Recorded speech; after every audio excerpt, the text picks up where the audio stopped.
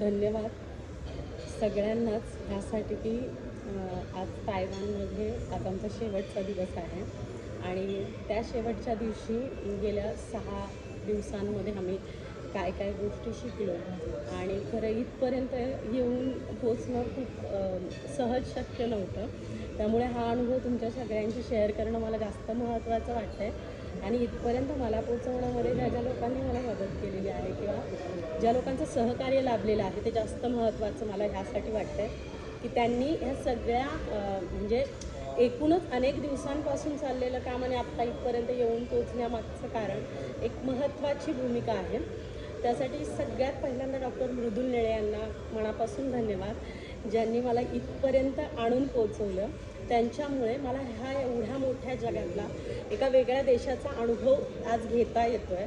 Sir thank you so much. म्हणजे तुम्ही प्रत्येक वेळेस माझ्या पाठीशी खंबीरपणे उभे राहिलेलाच आहात आणि पुढेही राहाल ह्या आशा आहे मला तुमच्याकडून.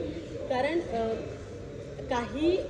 प्रत्येक देशाचा एक वेगळा अनुभव असतो, प्रत्येक देशाची एक वेगळी संस्कृती असते आणि त्या संस्कृतीचा अनुभव घेत असताना तुम्ही शिकत जाता. तुमच्यामध्ये जी डेव्हलपमेंट होत जाते ती तुम्ही फिरल्याशिवाय पाहिल्याशिवाय तुमच्यामध्ये ती करता येणं शक्य नाही. आणि हा अनुभव देण्यासाठी डॉक्टर मृदुल निळे यांचे मनापासून मी आभार व्यक्त करते की एवढ्या मोठ्या स्टेज मला त्यांनी उपलब्ध करून दिला. त्यानंतर संपूर्ण विद्यापीठातले माझे जे प्राध्यापक आहेत त्यांचे खरं धन्यवाद मानते. डॉक्टर जोर्ज जॉर्ज आहे त्यांच्यामुळे मी इथपर्यंत येऊन पोचलेले आहे. त्यानंतर या सगळ्या परिस्थितीमध्ये राजकीय रचनेतल्या चढउतारांपेक्षा मला वाटतं की तुम्ही तुमची भाषा तुमच्या प्रत्येक परिस्थितीमध्ये तुम्ही काय शिकता किंवा प्रत्येक अडचणीतून काय शिकत जाता याला जास्त महत्त्व असतं आणि त्याचमुळे मला वाटतं की ती प्रत्येक अडचण मला अजून सक्षम बनवत असते. त्यामुळे माझ्या विद्यापीठातल्या प्रत्येक प्राध्यापकाचं मनापासून धन्यवाद. त्याचबरोबर ह्या सगळ्या भारतीय लोकांचं म्हणजे की मला घडवण्यामध्ये कोणी एक व्यक्ती जबाबदार नाही आहे किंवा मला शिकवण्यामध्ये कोणी एका व्यक्तीचा हातभार नाही आहे. तर संपूर्ण भारत देशाचं पण धन्यवाद, कारण मला इथं भारत देशाचं प्रतिनिधित्व म्हणून आणि त्यातल्या त्यात तिसळ ग्रामपंचायतीची सरपंच म्हणून प्रतिनिधित्व करण्याची संधी मला इथे उपलब्ध झाली. त्याचबरोबर सगळ्यात महत्त्वाचं जे आहे, मी ज्या ग्रामपंचायतीतून येते त्या सगळ्या ग्रामपंचायतीतल्या प्रत्येक एका मतदाराचं, व्यक्तीचं, मुलांचं, महिलांचं, वृद्धांचं सगळ्यांचं मनापासून आभार. ज्या माझ्या गावातल्या प्रत्येक जो मागासलेला घटक आहे त्या सगळ्या मागासलेल्या घटकांसोबत मला काम करण्याची संधी आणि त्या गावचं प्रतिनिधित्व करण्याची संधी मला माझ्या गावाने दिली. त्यामुळे माझ्या ग्रामपंचायतीतल्या प्रत्येक नागरिकाचा आभार, माझ्या ग्रामपंचायतीतल्या प्रत्येक सभासदाचे मनापासून आभार मानते की ते प्रत्येक वेळेस मी घेतलेल्या निर्णयावरती सक्षमपणे उभे राहतात, पाठीशी उभे राहतात आणि त्या निर्णयाला अंमलात आणण्यासाठी प्रयत्न करत असतात. तो प्रयत्न सगळ्यात जास्त महत्त्वाचा असतो, कारण तो मला इथपर्यंत आणून पोहोचवण्यामध्ये ह्या ग्रामपंचायतीचं मोठं सहकार्य राहिलेलं आहे. त्याचबरोबर ह्या सगळ्या परिस्थितीमध्ये मी ज्या तालुक्यातून येते त्या तालुक्यातल्या इंडिया आघाडी जी आहे त्या इंडिया आघाडीचं मनापासून आभार, कारण राजकीय रचनेतल्या चढउतारांमध्ये, राजकीय डावपेचाच्या चढउतारामध्ये आपण एकमेकांचा हात धरून पुढे चालतोय आणि मला आजचा जो इथे जी संधी मिळालेली आहे ती खरं तर फ्युचर लीडर डेव्हलपमेंट प्रोग्रामसाठी ही संधी मिळालेली आहे. त्यामुळे तुमच्या इंडिया आघाडीतल्या प्रत्येक तालुक्यातल्या, मुरबाड तालुक्यातल्या नेत्यांचं मनापासून आभार. त्याचबरोबर मी ज्या जिल्ह्यातून येते, पुणे जिल्ह्यातल्या गोहे खुर्द ह्या गावातून, त्या गावातल्या प्रत्येक व्यक्तीचं, माझ्या नातेवाईकांचं, माझे मावशे, काका, मामा, दादा, मावस बहिणी, माझे मावस भाऊ, त्याचबरोबर माझे चुलत भाऊ, चुलत बहिणी, ह्या सगळ्यांचा आभार. आणि मेन म्हणजे माझी भावंड जी 3 जण आहेत, 1 जण गावाला राहतोय, त्याचंसुद्धा आभार. कारण तुम्ही प्रत्येक वेळेस ना एक खंबीर माझं काय म्हणतात त्याला, खंबीरपणे माझ्या पाठीशी प्रत्येक वेळेस उभे राहिलेला आहात. मला माहिती आहे प्रत्येकाला त्या गोष्टी सहज शक्य नसतात, पण घरातल्यांचा जर सपोर्ट नसेल तर ते इथपर्यंत पोचणं शक्य नव्हतं मला. त्यासोबत माझा जो सहप्रवासी आहे त्या सहप्रवासाचं मनापासून आभार. माझ्यासोबत जो व्यक्ती काम करतोय आणि त्याने मला कधीच कोणत्याच बाबतीत खरं तर त्या सहप्रवासाने माघार घ्यायला शिकवलेलं नाही आहे. तू करशील हेच सांगून प्रत्येक वेळेस तो माझ्यासोबत उभा राहिलेला आहे आणि त्यामुळे त्याचंही मनापासून आभार. आणि माझं बाळ जे अनेक दिवसांपासून म्हणजे मी प्रत्येक वेळेस मागच्या महिन्यामध्ये मी जेव्हा श्रीलंकेला गेले आणि आत्ता मी इथे तायवानला गेल्या 7 दिवसापासून आहे. मला माहिती आहे की तो खूप लहान आहे, त्याला सगळ्या अडचणी फेस कराव्या लागतात किंवा त्याला कळतही नाही आहे की तो त्याच्या आईपासून दूर आहे किंवा काय आहे आणि ते त्याच्यासाठी योग्य नाही आहे. पण तरी पण तो मला माझ्या संपूर्ण रचनेमध्ये किंवा माझ्या जडणघडणीमध्ये तो मला सहकार्य करतोय, मला माझ्या प्रवासाच्या वाट्या सोप्या करून देतोय. त्यामुळे सुतीक्षा तुझे मनापासून सगळ्यात आभार. त्याचबरोबर माझे आईवडील जे आहेत, माझ्या आईवडिलांशिवाय हा प्रवास इथपर्यंत शक्य झाला नसता.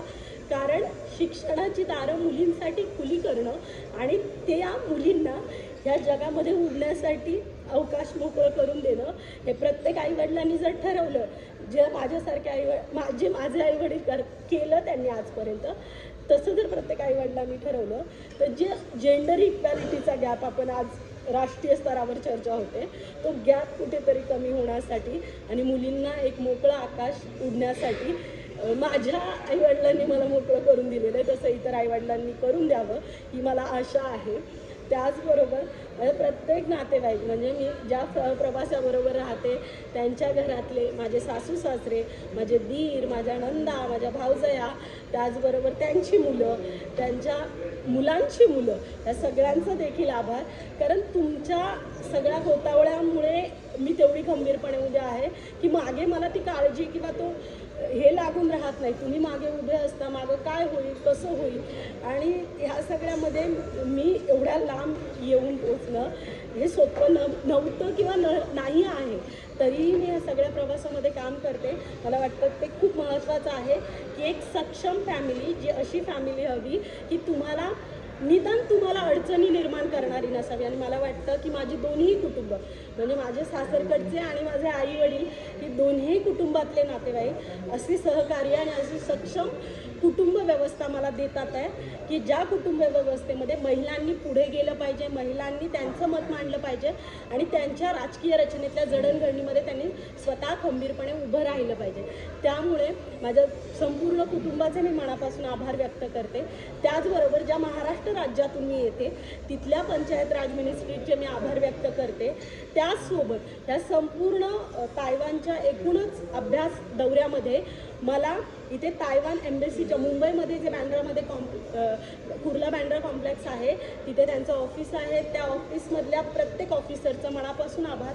कारण त्या ऑफिसरमुळे हा प्रवास शक्य झाला नसता आणि त्यांनी मला इथे ह्या प्रवासाला पाठवण्यामागचा एक उद्देश आहे की प्रत्येक गोष्टीतल्या विचारावरती पाहण्यातून तुम्ही काहीतरी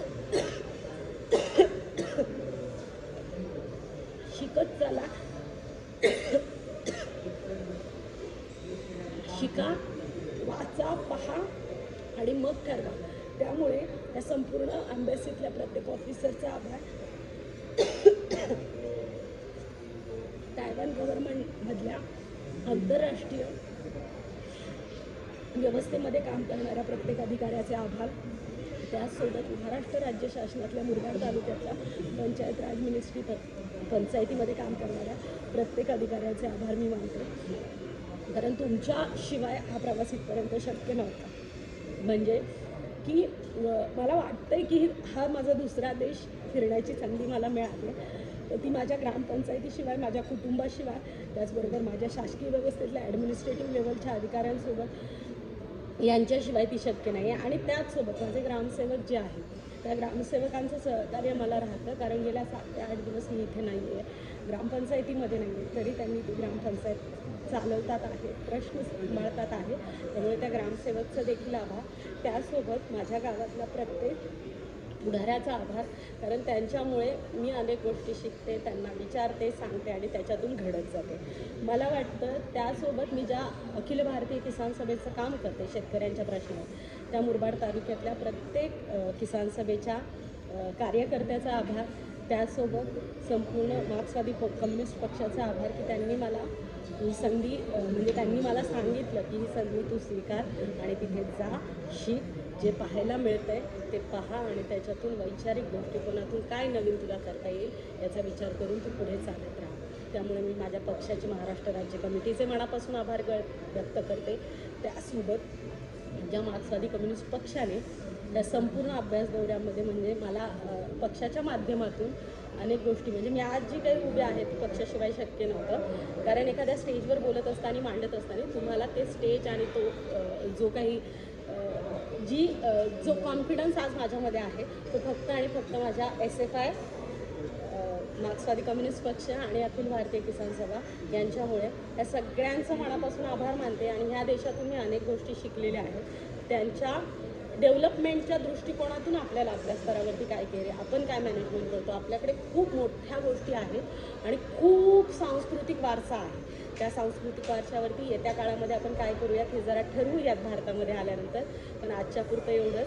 मनापासून मला इथपर्यंत पोहोचवण्यामध्ये ज्या ज्या व्यक्तींनी सहकार्य केलेले आहे त्यात प्रत्येकाचं एखाद्याचं नाव राहून गेलेलं असेल त्या सगळ्यांचे मनापासून आभार व्यक्त करते आणि थांबते. धन्यवाद.